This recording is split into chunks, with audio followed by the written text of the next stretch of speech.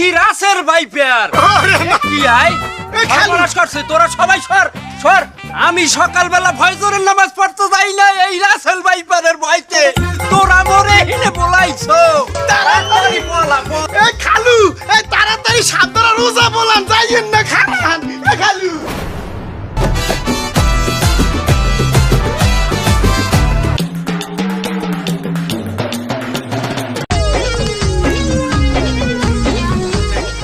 কমে ওই যে ভাই ওই নিশাব সর্বনাশ হ্যাঁ এই লাড়ি দেন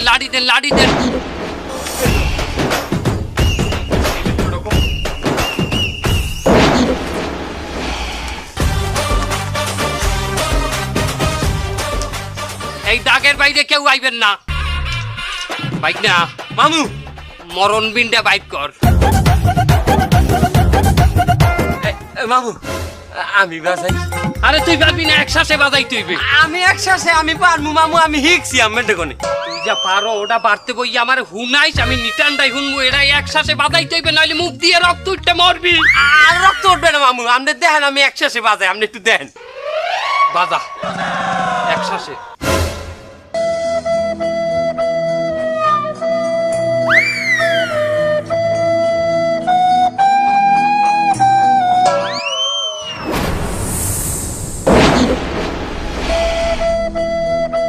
ও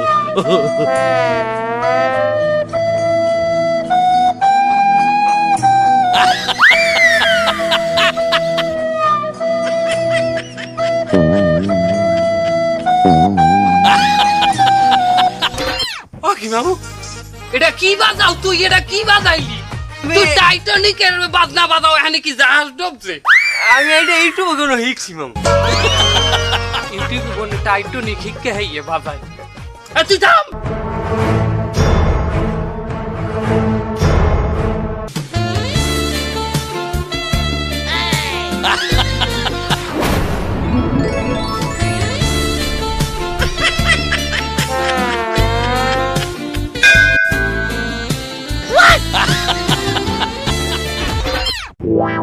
আমি এটা কি বাজান না রোমান্টিক পিন বাজাইতে আছে ওই যে নারা কি হারে দে দে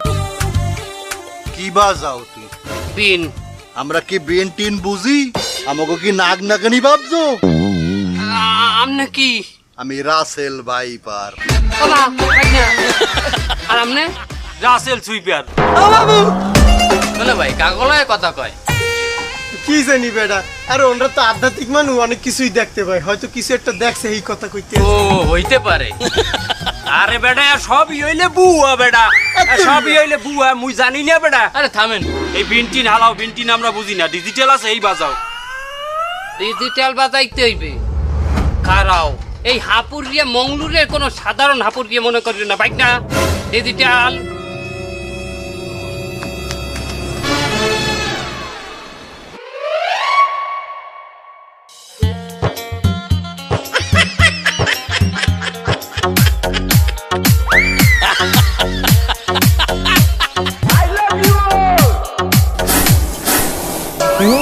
এতে উল্টা কামড় শুরু করছে পলান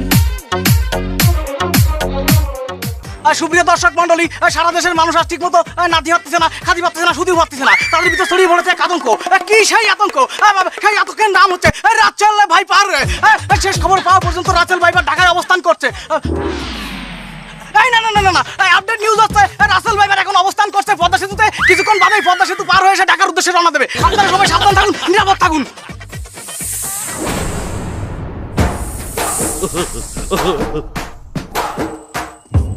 হালার ফালা কত বড় সাহস আমার নাম মিথ্যা কথা কয় আমি একটা রাসেল ভাইপার আমি বলে ঢাকার উদ্দেশ্যে রওনা দিচ্ছি আমি ঢাকা যাওয়ার কামটা কি আমার আমি যদি মানুষই কামড়াই তাহলে তো আমার এখন অভাব নাই মানুষ কামড়ানোর হালার ফালা আমি পদ্মা সেতু কেন পার হব পদ্মা সেতুর যে টোল হ্যাঁ দিয়ে আমি এক বস্তা চাউল কিনতে পারি। আমি সড়ক পথে কেন যাব? আমি তো একটা হাফ, আমি যাব নৌপথে। আমি যে কোনো সময় বুড়িগঙ্গা দিয়ে ঢুকতে পারি। মানুষের সতর্ক না করে আতঙ্ক বানাচ্ছে। আতঙ্ক আমি দেখাচ্ছি তোরে। এই বন্ধু নিউজ তো আরেকটা করে ফেলেছি বুঝিস, এইটাও ভাইরাল। মানুষের ভিতরে আতঙ্ক ছড়াই দিছি। আর দেশের কোন কি খবর রচনা চো দেওয়ার আমার সময় নেই, আমার খবরই ভাইরাল। রাসেল ভাইপার মানে আমি মানে রাসেল ভাইপার, দুটোই ভাইরাল।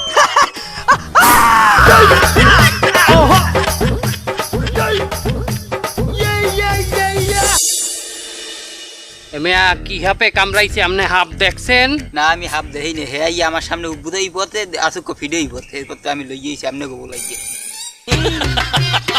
এটা কঠিন হাপ। এ হাপের বিষ উঠাইতে অনেক সমস্যা, আমার নিজেরও সমস্যা হয়ে যাবে এনে। আরে ফিটু এক সাপের বিষ উঠাইতে যাইয়া মামু মরণ দেয় লইলে। হ্যাঁ কেমনে?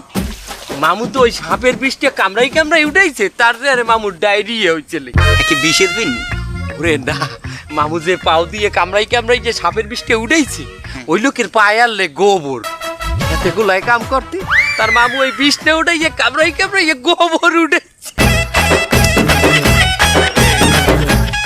তোরে লাতির কাম, এত বর্ণে না তোকে দিতে বলি নাই। এই কর বিষ লামাইতে বে দড়ি বাইর কর। এই ধরি মামু, দড়ি বান। পাওয়ার আডু হইতে গিরা তোমায় পেঁচাইতে পেঁচাইতে টাইট করিয়া তো রক্ত নিগড়াইয়া পায়ের মাথায় দিয়ে ফুটো করি বাইর করমু। ব্যথা ব্যথা মামু মামু নীল হয়ে গেছে ঠ্যাং। বেটা এও তো বিষ লামে না। কেন ধরে না তো মামু হ্যাঁ, এদিকে তো পাও তো নীল হয়ে গেছে, আর একটু টাইট দিলে তো পাও এককালে ছিটিয়ে যাইবে মামু। বেটা বিষ তো বাই যায় না, তারে এখন কি হরমু? রশি ছাড়, রশি ছাড়।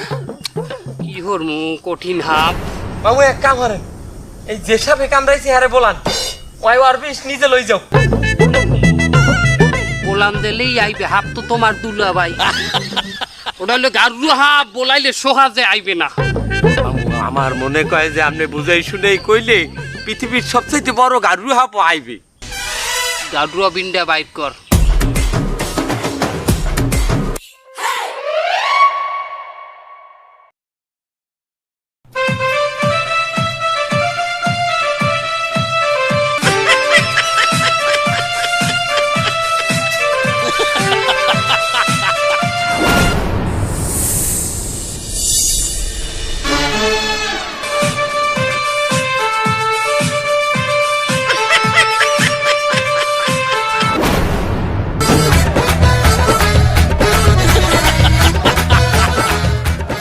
উড়া বিষ উড়া।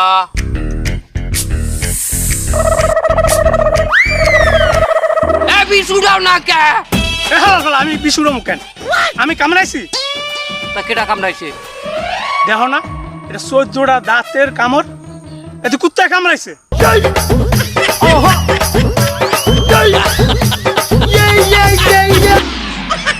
এত বছর আমার লগে কাম হরো, কোনটা হাপের কামড় কোনটা কুত্তর কামড় এটা দেখে বুঝাবি না, আমার হুনাবি না, আমার জানাবি না। মামু আপনি তো লগে আনলেন, আপনি দেখে আমার কথা বাহেস করবি না, মহে মহে কথা কও। আপনি কি কইছেন? এটা বলে হাপে কামড়াইছে? আমি তো আগেই কইছি যে আমি হাফ দেই নাই, হে আই আমার সামনে ফিডেই পথে। তা তুই হানে বিষ উড়াবি না, কুত্তয় কামড়াইছে, তুই আইছো কে? আমি আইছি কেন? বিন বাজান মারাইছো কি লেগে তোমরা? এর লেগে তো আইছি আমি। তুই কেডা? আমি রাসেল ভাইপার। তাই না, তুমি হানে আইছো কেন? আমি আইছি আমার দোষের আইতে। একটা পিঁপড়া কামড়াই দিল তো রাসেল ভাইপার দোষ পড়ে, আর আমরা তখন ভাইরাল হয়ে গেছি। অন্য কেউ কামড়াইলে হ্যাঁ দোষ আমাদের পরে। আর আমরা আইছি একটু ইন্ডিয়া থেকে ঘুরতে, আমরা কেউ কামড়াই আমাকে ডাকো কেন? তা তুমি ঝামেলা করে ওনার বিদায় করো। তো তুমি যাও। চলে যাম মানে? আমি চলে যাবো? আমি একটার কামড়াই যাবো, আমার মেজাজ গরম করে দিছিস কিন্তু। সমস্যাটা আমরা করি নাই, আমাকে অয় বলাইছে। এটা অয় অয় ওই দোষ করছে না? তোরে শেষ।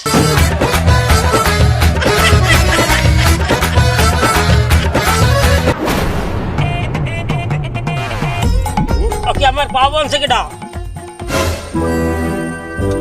তোমরা কারা? আমরা ওঝা মামুর নাম হনেন নাই? মামুদের বিখ্যাত বই শামসু বই। সামনে কত আয় আর তা আমার পাও বানছো কা কি আমার পাও বানছে কেডা? কোন হালার বেলায় বানছে? আয় আমার পাও তো লড়াইতে পারি না, অঙ্গই গেলাম তো আমি। পাও বানছে কেডা? মামু বানছে। তোর তার গোষ্ঠী গিলাই। বন্ধু রাস্তাঘাটে একটু দেখকে ঠিক কাটডু, রাসেল ভাইপার টাইপের আবার মাথায় মাথায় পাতা দিও না, বুঝো না? রাস্তাঘাটে থাকতেই পারে, এখন তো এলাকায় সবাই দেই নাম, সবাই মনে শুনি।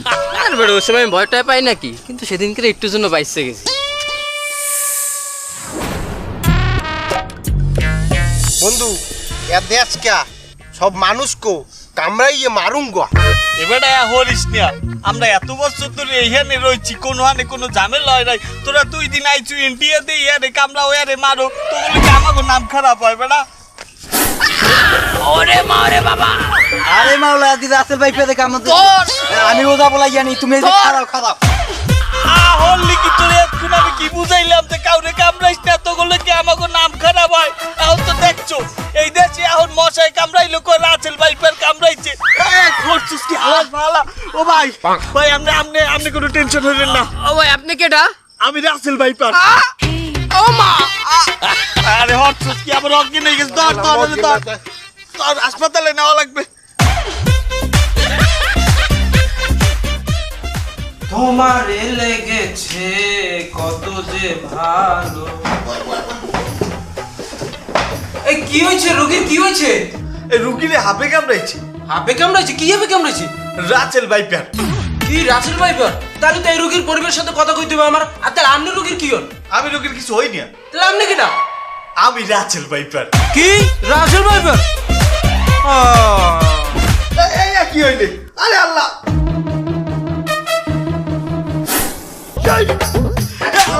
তুই কামড় দিলি কে? তুই একটু আগে রুগীটারে কামড় দিলি, এখন আবার ডাক্তারে কামড় দিবি। তুই আমাকে কি এই দেশে শান্তিতে থাকতে দিবি না?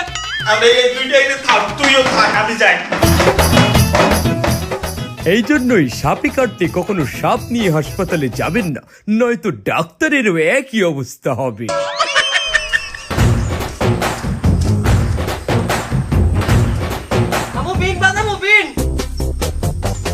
আগুনে সুই পোড়া দাও আর দড়ি লইয়াও পাও গিদেইতে হইবে। এ জায়গা কি হইতে আছে? একটা লোকের সাপে কামড়াইলে আরে লইয়া যাওয়া লাগে সদর হাসপাতালে, আর তোমরা মেয়া ভাওতাবাজি পাইছো না? তোমরা এই জায়গা বইয়ে ওজালি শুরু করিয়ে দিছো। আরে তোর একটা কথা কই, তুই একটা কিছু ইলি খালি ওজা বলাই লইয়া ভাই, কয়টা পাও তোরে? তোরে কয়টা করিয়ে দেয়?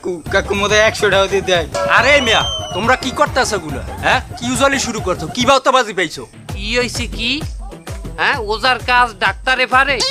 তোমার সদর হাসপাতালে ডাক্তার কি এই বিষ নামাইতে পারবে? ওরে মাউগর ফোরা খারাই তো দেখাইতেছি আজকে ওজালি খারা।